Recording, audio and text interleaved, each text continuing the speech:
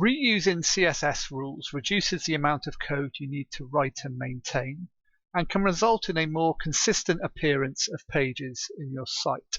CSS rules can be reused in a few ways.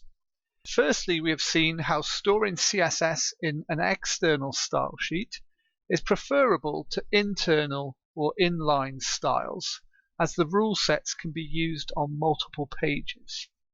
Secondly, CSS declarations can be applied to multiple elements. Consider a case where you want to format all headings in dark blue.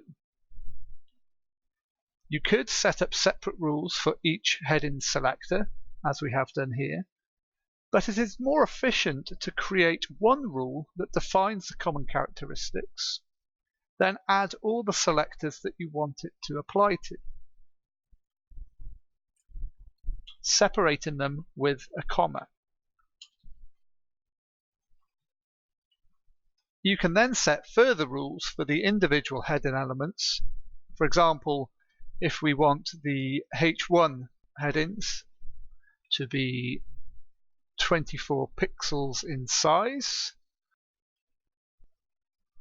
using the font size property, and bold using the font weight property, we have created a separate rule that targets just the H1 elements. Here's the result. All the heading elements are in dark blue, and the H1 element is larger and in bold. Finally, you can reuse classes and even apply multiple classes to the same HTML element. As an example, let's say we have defined a class greenBig that formats text in a dark green color and sets the font size to be large. We also have a class quotation.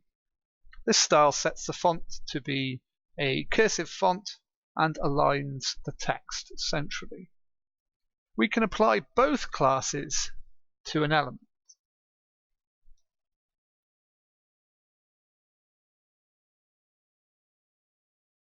Separating them with a space. Now the formatting from both classes is applied to the element.